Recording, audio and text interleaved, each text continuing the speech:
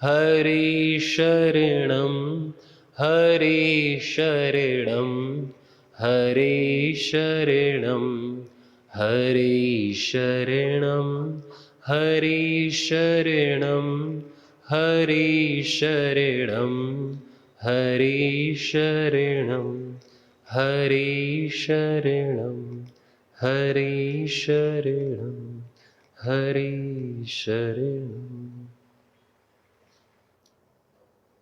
भगवान के सुमिरन से, स्मरण से हमारा भाव पवित्र होता है। हमारे जो भाव शरीर है उसकी शुद्धि होती है। भाव शरीर जो हमारी भावनाओं से बनता है। जब हम शुद्धता का भाव करते हैं, पवित्रता का भाव करते हैं, विराट का भाव करते हैं, शाश्वत का भाव करते हैं, तो हमारा भाव, जिसको अंग्रेजी में इमोशन कहते हैं, वो हमारे भाव शुद्ध होते हैं। और भाव शुद्ध होने से अच्छे रसायन का शरीर निर्माण करता है, उत्पादन करता है, जो हमको पूरी तरह से स्वस्थ रखते हैं, स्वयं में स्थित रखते हैं, स्वयं में हमारी स्थिति रहती है। भाव एक औषधि का काम करता है, जिसमें शक्ति होती है, हमारी भावनाओं में शक्ति होती है। उन भावनाओं से हम अपने आप को शक्तिशाली भी बना सकते हैं और दुर्भावना से हम अपने आप को कमजोर भी करते हैं। हमारे भीतर जो प्राण शक्ति है, वो प्राण शक्ति जागृत होती है जब हमारी भावनाएं पवित्र होती हैं, शुभ होती हैं, शुभ भावनाएं, तो हमारी प्राण शक्ति जागृत होती है, बढ़ती है। जब हम में सेवा की भावना हो, दया की भावना हो, प्रेम वात्सल्य की भावना हो, निष्कामता की भावना हो और पवित्रता की भावना हो, तो हमारी प्राण शक्ति बढ़ती है, दिव्यता की भावना हो। और यदि हमारे भीतर दुर्भावना हो, किसी की हिंसा की, किसी को नुकसान पहुंचाने की, किसी की निंदा करने की, किसी की चुगली करने, किसी की हानि करने की, या किसी को बुरा सोचने की भावना होती है, या अपना ही बुरा सोचने की भावना होती है, तो हमारी प्राण शक्ति कमजोर हो जाती है। और प्राण शक्ति कमजोर हो जाएगी तो फिर बाहर के प्राण भी काम नहीं आते हैं। हमारी प्राण शक्ति मजबूत होती है। इसीलिए तो कहते हैं थिंक पॉजिटिव, हमें सकारात्मक सोचना चाहिए, हमें हमेशा उत्साह में रहना चाहिए, ताकि हमारी प्राण शक्ति मजबूत हो। इसलिए कहते हैं चिंता नहीं करनी चाहिए। चिंता करने से, टेंशन लेने से, तनाव में रहने से व्यक्ति को अगर रोग मारेगा 1 साल में, तो उसका तनाव मारेगा उसे 1 महीने में, उसका भय मारेगा, क्योंकि प्राण शक्ति कमजोर हो जाएगी, फिर औषधि काम नहीं आती। योग से हमारी प्राण शक्ति प्राणायाम करने से मजबूत होती है। कुंभक करने से, अंतर कुंभक, बाह्य कुंभक, बाह्याभ्यंतर स्तंभ वृत्ति आदि प्राणायाम करने से हमारी प्राण शक्ति मजबूत होती है। प्राण शक्ति मजबूत और कैसे होती है? यज्ञ करने से। यज्ञ की सुगंधी और पुष्टि भीतर जाकर के हमारी प्राण शक्ति को मजबूत करती है। प्राण शक्ति को मजबूत करने के लिए शुद्ध भाव, सकारात्मक चिंतन, शुभ चिंतन का होना अत्यंत आवश्यक है। अगर शुभ चिंतन है, अच्छा सोचते हैं, सकारात्मक सोचते हैं, हमारे मन में सबके प्रति सद्भाव रहता है। सद्भाव मतलब अच्छा भाव, कि दूसरों का कल्याण हो, दूसरों का भला हो, सबका भला हो, इसको सद्भाव कहते हैं। कि दूसरे खूब स्वस्थ रहें, खूब समृद्ध रहें, खूब अमीर रहें और किसी को कोई रोग ना हो, किसी को कोई प्रकार की चिंता ना हो, सब खुश रहें, प्रसन्न रहें, आनंद में रहें, कहीं ज्यादा आनंद में। इसे क्या कहते हैं? इस भाव को सद्भाव। और सद्भाव हम रख सकते हैं कि नहीं रख सकते? रख सकते हैं, फ्री में, निःशुल्क रख सकते हैं। सद्भाव रखने के लिए हम स्वतंत्र हैं कि नहीं? हम स्वाधीन हैं, किसी के पराधीन नहीं है। हम सद्भाव रख सकते नहीं, हमें रखना चाहिए ही, क्योंकि ये हमारी गरज है। हम अगर सद्भाव नहीं रखेंगे तो दुर्भाव आएगा। दुर्भाव आने से नुकसान किसको होता है? हमारे ही प्राण को, हमारे ही अंतःकरण को। उसमें बुराई, असत, दुर्भावना हमारी प्राण शक्ति को कमजोर करती है। ये भगवान ने ऐसा ही डिजाइन किया है शरीर को कि सद्भावना हमारे शरीर में अमृत का उत्पादन करेगी और दुर्भावना हमारे शरीर में रोगों का उत्पादन करेगी, कमजोरी का उत्पादन करेगी, ब्लॉकेज करेगी, ब्लॉकेज।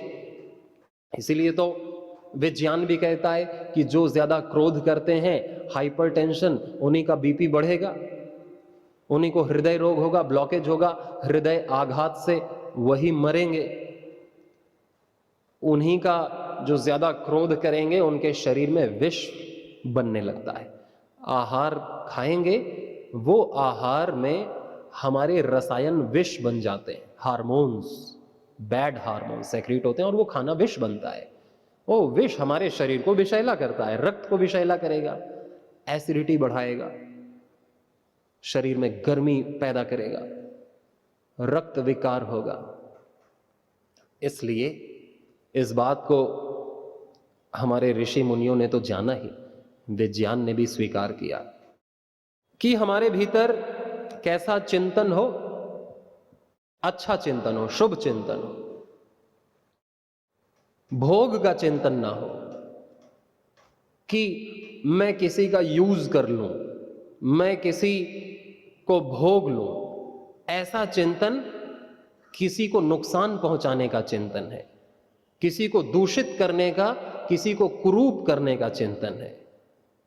हमारा चिंतन हो कैसा कि मैं कैसे किसी के काम आ सकूं, किसी की सेवा कर सकूं।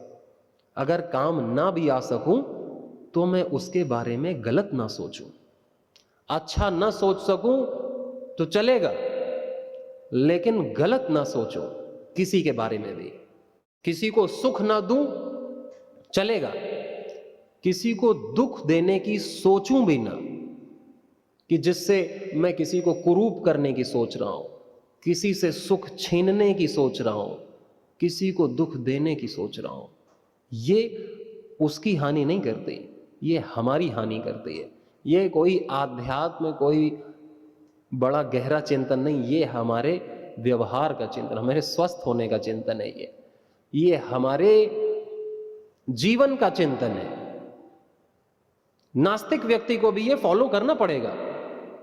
भगवान को ना मानो चलेगा, लेकिन व्यवहार को तो मानना पड़ेगा कि हम गलत व्यवहार करें, गलत विचार रखें और हम स्वस्थ रहें, हम निरोगी रहें, हम मस्त रहें, हम दूसरों को त्रस्त करने के बारे में सोचें और हम मस्त रहें। भगवान ने ये शरीर ऐसे डिजाइन ही नहीं किया है, इसकी प्रोग्रामिंग ही ऐसे नहीं की है।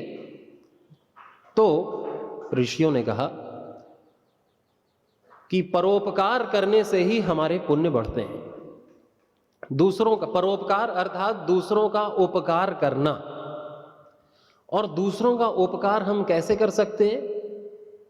किसी को भूखे को भोजन खिला के कर सकते हैं, किसी को नंगे को वस्त्र दे करके जिसके पास वस्त्र नहीं है, किसी रोगी को औषधि दे करके, किसी अज्ञानी को ज्ञान दे करके, प्रसन्नता उत्साह दे करके, उसका मनोबल बढ़ा करके, उसको योग सिखा करके, उसको यज्ञ सिखा करके हम परोपकार कर सकते हैं, लेकिन अच्छी भावना के साथ। अगर भावना बुरी होगी, अगर भावना उसमें स्वार्थ की होगी, तो फिर वो कर्म परोपकार में नहीं गिना जाएगा, क्योंकि परोपकार होता है मन से। मन से अगर मन में कलुषित है, पाप है, बुरे विचार, बुरी वृत्तियां हैं मन में, तो कोई भी किया गया सत्कर्म सत्कर्म नहीं होगा। शुद्ध भाव से किया गया कर्म सत्कर्म होता है। और अगर हमारे पास ये करने की सामर्थ्य नहीं भी है या इच्छा नहीं भी है कि हम किसी को वस्त्र दें, धन दें, अन्न दें, तो भी किसी के बारे में बुरा नहीं सोचना, गलत नहीं सोचना, तुच्छ नहीं सोचना, यह उसकी सबसे बड़ी सेवा है। सबसे बड़ा उपकार क्या है? किसी के बारे में गलत भाव नहीं रखना, किसी से सुख लेने का भाव नहीं रखना। यह सबसे बड़ी सेवा है, उपकार है। यह सबसे बड़ा उपकार है। और अगर ये नहीं किया, दूसरों के प्रति हमारे मन में उसके दोष हमें दिखते हैं और उससे सुख लेने की, सुख देने की नहीं, सुख लेने की इच्छाएं हैं, तो फिर हमारी कोई भी सेवा हमको पुण्य नहीं देगी। वो सेवा होगी ही नहीं, वो केवल कर्म होगा, केवल काम होगा हाथ से। इसलिए हमें यदि पूर्ण रूप से स्वस्थ रहना है तो बहुत बड़ी औषधि है हमारे सद्भाव, सद्विचार। और ये हमें कहीं जाना नहीं, इसके लिए हमें बस अंतर चिंतन करना है कि किस किस के प्रति मेरे मन में सुख लेने की इच्छा है, मैं उसे मुक्त कर दूं कि अब मुझे कोई सुख की इच्छा नहीं है, तुम अपना जीवन जियो, मैं तुम्हें नहीं छेड़ूंगा, मैं अपने में सुखी रहूंगा, मैं सुख लेने के लिए तुम्हें नहीं छेड़ूंगा, मेरा सुख तुम्हारे ऊपर निर्भर नहीं है, मैं तुम्हें पकड़ करके क्यों जीऊं, तुम स्वतंत्र हो। हमें स्वतंत्र करना है, दूसरों को स्वाधीन करना है, किसी को पकड़ करके नहीं रखना कि हमारे सुख के लिए हम दूसरों को छेड़ते रहें और अगर सुख ना मिले तो फिर उन्हीं को दोष दें कि तुम्हारी वजह से सुख नहीं मिला। हम कामना करना छोड़ दें। तो किसी से सुख लेने की इच्छा का त्याग करना और किसी के दोष देखने का भी त्याग करना, ये सबसे बड़ी सेवा है, परोपकार है। ऐसी भावना जब रहेगी तो व्यक्ति का मन शुद्ध रहेगा, फिर प्राण शक्ति मजबूत रहेगी, भाव शरीर, हमारी भाव चेतना शुद्ध रहेगी, और फिर हम अंदर से हील होते हैं, अंदर से हील होते हैं। स्वास्थ्य अंदर से आता है, बाहर से नहीं आता। स्वास्थ्य अंदर से आएगा। और यदि हमारे मन में किसी से सुख लेने की इच्छा है तो वो बार बार व्यक्ति याद आता है, फिर भगवान नहीं याद आते। फिर जिसके पास भी हमारा सुख अटका हुआ है, रखा हुआ है जिसकी तिजोरी में, वो व्यक्ति, वो तिजोरी याद आती है, क्योंकि हमने अपने सुख को पराधीन कर रखा है किसी के, व्यक्ति के, वस्तु के, परिस्थिति के। वो चीजें याद आती हैं, हमारे मन को विचलित करती हैं, और फिर उसी व्यक्ति से हमारा द्वेष हो जाता है। जब सुख नहीं मिलता है तो द्वेष, अप्रीति, और हम किसी के बारे में गलत सोचें, उसके दोष देखें, उसके दोष देखें, तो भी फिर हमारा मन गंदा होता है, इसमें ईश्वरीय भाव नहीं आते, प्राण शक्ति कमजोर होती है, हमारा मानसिक शरीर, सूक्ष्म शरीर रोगी होता है।